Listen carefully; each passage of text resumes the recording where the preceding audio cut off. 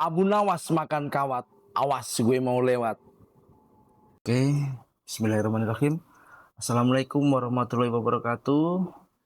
Malam ini kita akan sedikit membahas tentang hukum-hukum fikih, di antaranya makan dan minum, Pak Ustadz ya.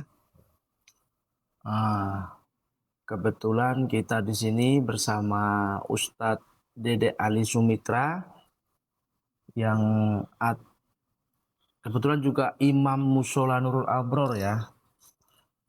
Nah, kali ini kita akan bertanya-tanya sedikit tentang hukum atau bagaimana sih afdolnya kita minum, Pak Ustadz. Tata minum di mata agama ya. Di hukum agama ini seperti apa? Minum bagusnya itu seperti apa begitu? Terima kasih. Oke, kita bahas minum dulu ya.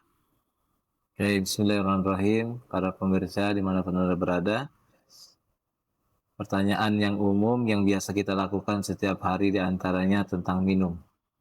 Tentu dalam kacamata agama, setiap perkara yang dilakukan oleh kita selaku umat muslim itu ada tata caranya. Salah satunya adalah minum. Di antara minum yang bagus menurut Rasulullah SAW tentu adalah diawali dengan membaca basmalah. Karena kullu amrin dibalin la yubda'u bi basmalati bahwa abtar. Setiap perkara yang bagus menurut kacamata agama, hukum syara, kalau tidak diawali dengan bismillah, maka hukumnya kurang berkah. Ya, jadi awali dengan bismillah, sebelum meminum meneguk air itu bacalah bismillah. Nah, di dalam kitab banyak diterangkan ketika minum itu bagusnya jangan sekaligus satu tegukan. Oh, Wasrobul ma'a wahidatan. Ya. Nah, janganlah kamu minum air itu satu tegukan. Walakin masna wasulasa. tidak boleh langsung gitu ya. Tapi dia harus boleh dua kali, boleh dia tiga kali. Dalam arti diselang dengan bernapas. Ya, jangan bernapas di dalam minum. Jadi tata caranya ketika kita minum, bismillahirrahmanirrahim, minum, umpamanya ini air kan, bismillahirrahmanirrahim, minum, lalu alhamdulillah, alhamdulillahirabbil alamin. Kemudian minum lagi, bismillahirrahmanirrahim, alhamdulillahirabbil alamin. Kemudian bismillahirrahmanirrahim, alhamdulillahirabbil alamin. Begitulah cara Rasulullah SAW. Jadi tidak boleh langsung satu gelas ini langsung. Ya tak boleh. Oh, nah di sini nih kita yang kadang-kadang Ya, nggak tahu ya. karena haus, saking hausnya kan. Iya, Lupa mungkin kita. biasanya seperti itu, benar. Terus mungkin ada tata cara yang bagus lagi mungkin Ya. di saat minum seperti apa gitu. Selain itu jangan juga minum sambil berdiri. Nah, gitu. Walaupun di sini banyak hadis-hadis yang mengatakan Rasul pun pernah minum berdiri, tapi kalau kita tinjau dari segi medis, tentu banyak madarat ketika kita minum sambil berdiri. Ya, keadaannya seperti apa? Kalau kita minum sambil berdiri kan otomatis saringan daripada lambung ginjal kita ini terbuka. Jadi otomatis kalau minum langsung sambil berdiri tidak ada saringan. Jadi air itu langsung deras menyucur kepada ginjal kita dan itu kurang baik. Nah, kenapa Nabi menganjurkan minum sambil duduk? Yaitu salah satunya agar tersaring. Nah, lebih menuju ke kesehatan. Ya. Nah, itulah segala sesuatu yang diperintahkan oleh agama, oleh Rasulullah SAW, tentu di balik itu ada manfaat. Betul. Dan sebaliknya setiap larangan, ya, itu pasti di baliknya ada kemadaratan. Mungkin ada yang kalau minum sambil duduk itu mungkin umum, Pak Ustadz ya. Barangkali mungkin ada yang nggak umum, yang tidak banyak diketahui di saat minum itu apalagi gitu, Pak. Ya.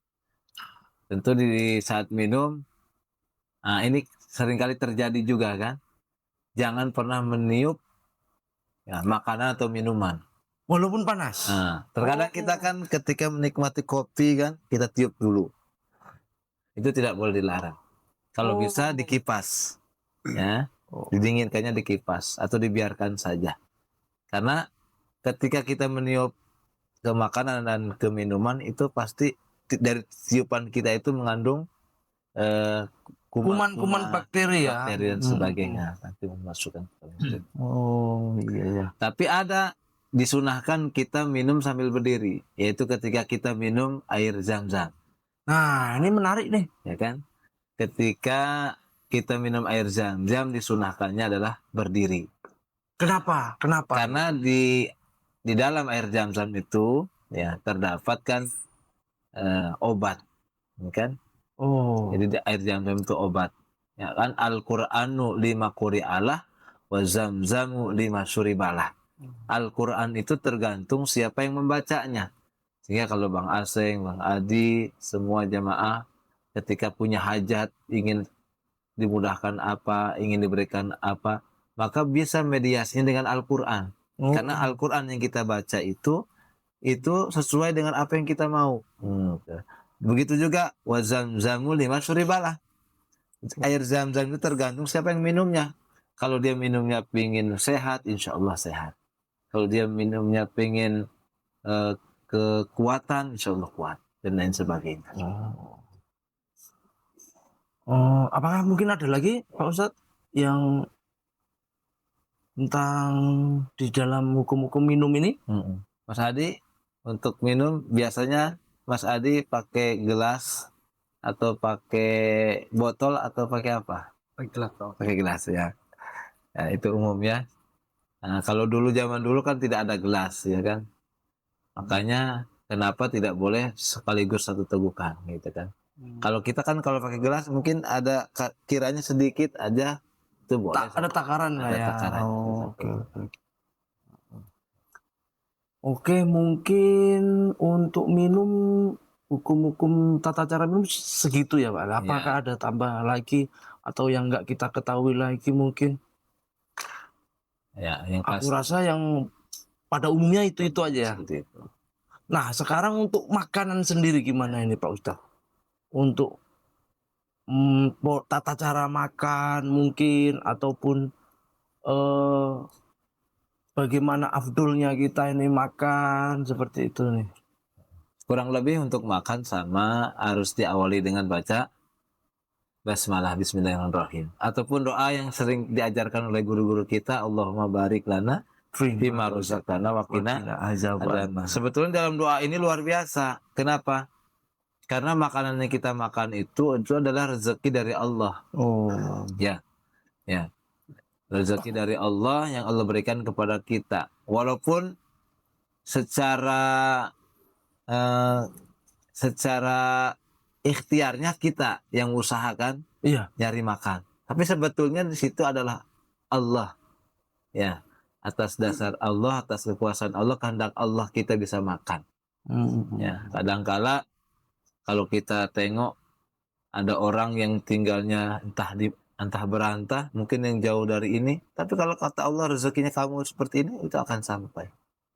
Nah, untuk selebihnya maka dianjurkan baca basmalah itu wajib ketika makan. Sehingga kalau kita lupa ada tata caranya, Bang Asreng. Lupa. Umpamanya kita lagi lapar nih kan. Ya. Harusnya kan kita sebelum makan tuh baca basmalah kan. Ya. Ini karena kita saking laparnya lupa kita makan. Nah, langsung makan terus ya. Di tengah kita makan baru kita ingat. Nah, boleh ada bacaannya. Walaupun pas kita sedang makan ya. Maka bacaannya bismillahi fi awalihi wa akhirihi. Bismillahi fi awalihi wa akhirihi. Jadi saya baca bismillah di awalnya dan di akhirnya. Sehingga kita tidak termasuk orang yang meninggalkan basmalah itu sendiri.